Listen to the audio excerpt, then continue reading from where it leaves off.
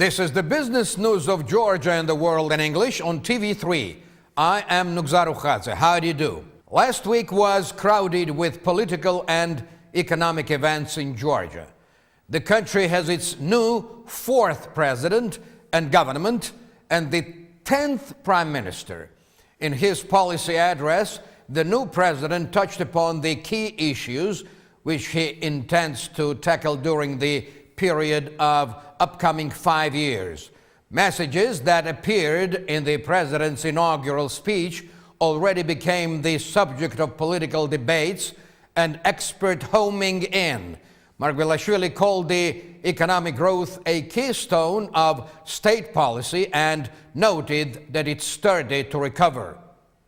However, economic expert Emzar Gerenaya thinks that the president cannot play an important role in defining the country's economic policy, since according to the new constitution, his powers are noticeably limited. Anyway, he approves of economic accents included in the president's speech. Paata Sheshelidze, president of the New Economic School, thinks otherwise. He says that Georgi Margvelashvili's speech lacked messages regarding the country's economic freedom. Irakli Lekvinidze, professor of the Ilia University, assessed the president's inaugural speech positively, although he remarked that in Margvelashvili's address he saw no ways of overcoming the existing problems. From the moment Georgi Margvelashvili took the oath, the new constitution took effect. According to the new constitution, the current Georgian government needs no presidential approval for presenting the draft budget to the parliament. However, if the parliament fails to pass the bill in time, the constitution allows the president to approve the draft budget by his own decree. On the next day of presidential inauguration, parliamentary majority presented Irakli Garibashvili to the president as an official candidate for the post of prime minister. Within a few hours, the president signed the document submitted to the parliament. On November the 20th, the debates in the parliament regarding Garibashvili's candidacy ended with secret vote. 93 deputies voted for Garibashvili, 19 were against, and 76 abstained from voting. Besides the Prime Minister and Minister of Internal Affairs, all previous members of the Cabinet of Ministers retained their posts. European team, that's how Irakli Garibashvili characterized the Cabinet of Ministers that was compiled by Prime Minister Bidzina Ivanishvili in his time. The ministers who have retained their portfolios under Garibashvili aren't going to change their priorities. During this year, the government developed into an efficient team that coped with its task. I've been the member of this team and I have tested its other members in work. Every member of government has worked in a 24-hour routine of work and has arrived at this moment without making serious mistakes. During the one-year period, they substantiated that they are ready to serve their people and their country. That's why I offer you an unchanged composition of the Cabinet of Ministers.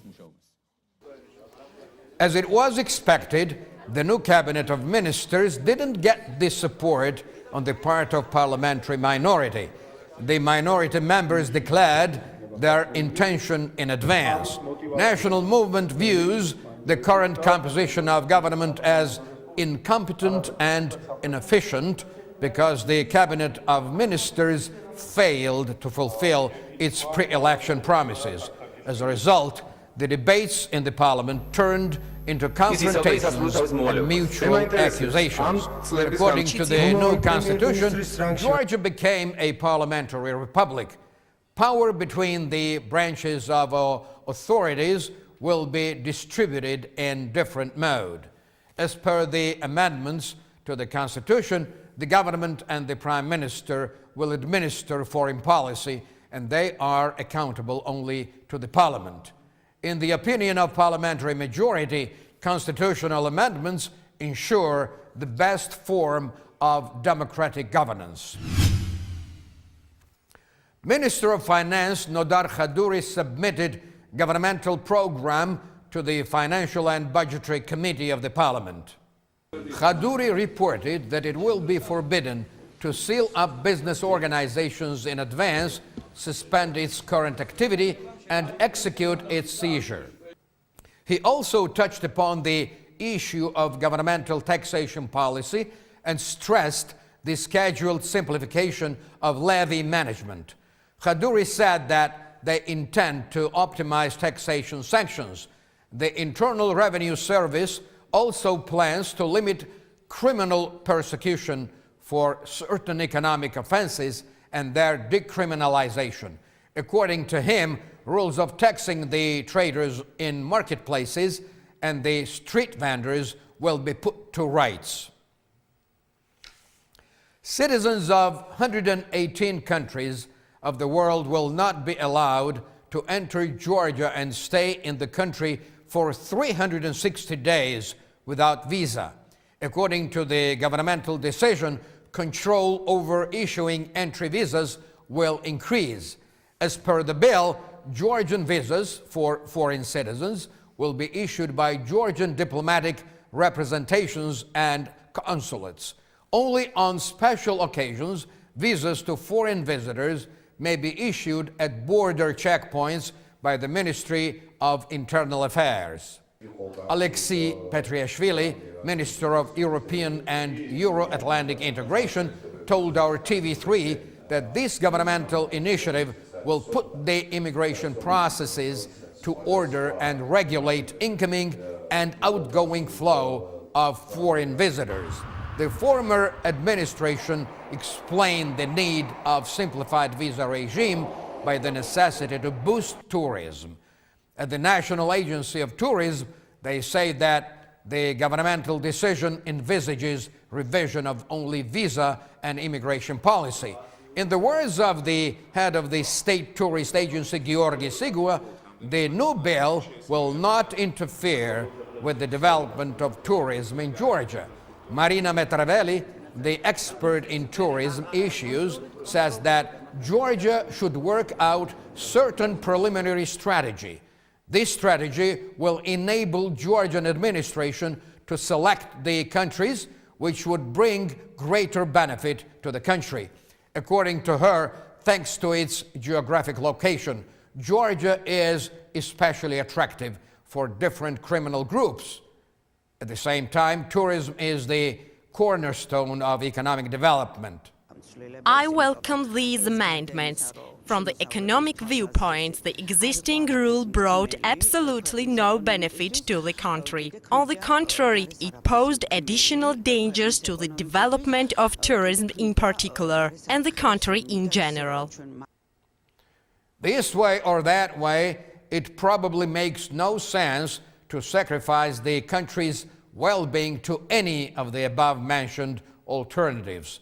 Well, finding the golden median has never been an easy thing to do in any human activity, including the one we have just been talking about. Some more words about visa regime. Agreement on abolishing visa regime between Georgia and Israel was signed by Irakli Garibashvili and Faina Kirschenbaum, Deputy Minister of Internal Affairs of Israel. The agreement allows Georgian citizens to stay in Israel for 90 days within 6 months. Perhaps this agreement won't open a new age, but I am sure it will enhance relations between our countries and contribute to the development of tourism and business. I believe it is a manifestation of trust and respect. This is a very important moment, Kirschenbaum said.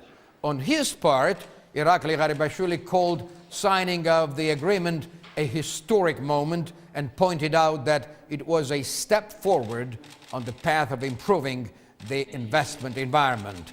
I know that many Israeli businessmen intend to invest in Georgia. These things will simplify our relations and make them more effective, Garibashvili noted.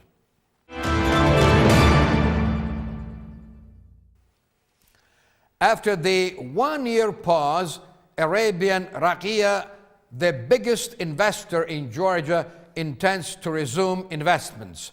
The investment group perked up its activity after the parliamentary elections of 2012. The director of Rakia says that investment of $25 million in the rehabilitation project of Sheraton is just a beginning. The Arabian side is also interested in Georgian hydro resources. We continue our investments thanks to the current political and legislative policy of Georgia. We intend to use the profit from our investments in Georgia to launch new projects in the country. We have investment programs for 3 to 5 years. As in the case of Sheraton and Bellissimo, we are also interested in Georgian energy sector and agriculture. According to the Director General of Rakia, Georgia, the Arabian company has already invested about $300 million next year. The company's activities will bring tens of million-dollar investments to Georgia. Guga Tsanava says that the Georgian representation of Rakia has selected 4 hydro projects, and in case of Arabian side's approval in 2014, memorandums on those projects will be signed. At the Ministry of Energy, they say that they have been holding negotiations with Rakia for several months, and the estimated cost of its investments is $100 to $200 million. Talking about the country's investment environment, the Minister of Finance told our TV3 that according to the preliminary data, in October, 4.5% economic growth was recorded in Georgia. Nodar Khadouri promises that investment-wise, next year will become livelier. It will result from the activity of co-investment fund, whose biggest investor is the self-same Arabian Rakia.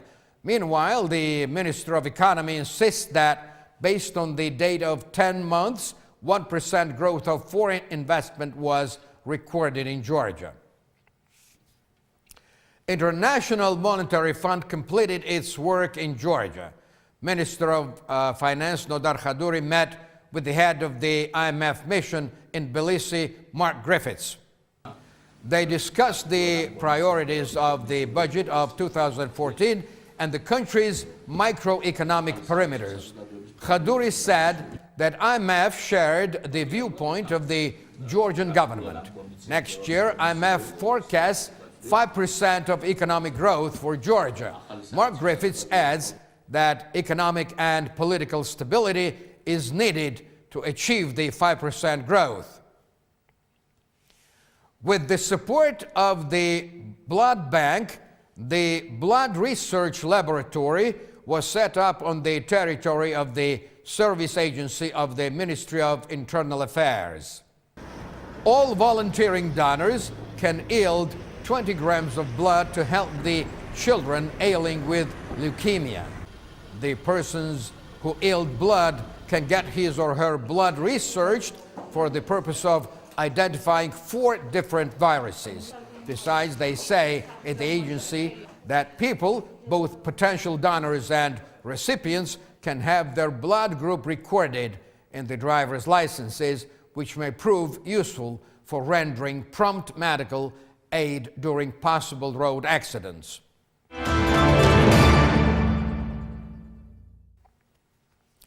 According to Irakli Garibashvili, next year they will build an interim accommodation center for illegal migrants in Georgia. Garibashvili informed the parliament about this innovation when he presented the governmental program for the next year. In his words, in June of 2014, they will commission the interim accommodation center for illegal migrants. It will be designed to meet European standards of human rights. Garibashvili added that at the same time, a migration service will be founded at the Ministry of Internal Affairs. Its task will be to identify and handle illegal migrants.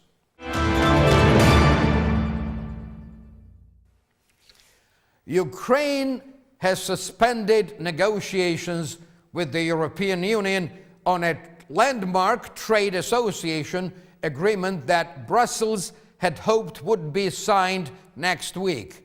The announcement came hours after jailed opposition leader and former Prime Minister Yulia Tymoshenko from traveling to Germany for medical treatment.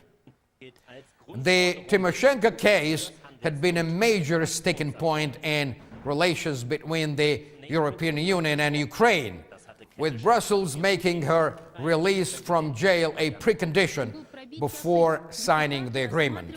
The decision was motivated by a need to bolster economic ties with Russia.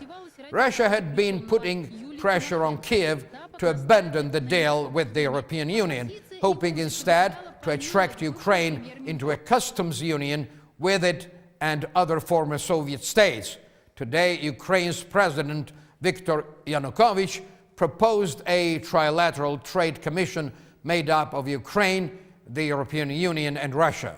Tymoshenko is serving a 7-year sentence for abuse of power over an energy deal with Russia. And now a couple of pieces of news from abroad.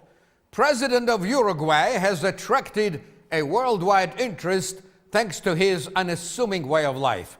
Jose Alberto Mujica Cordano is the poorest president in the world. He lives in a small house in the village near the country's capital.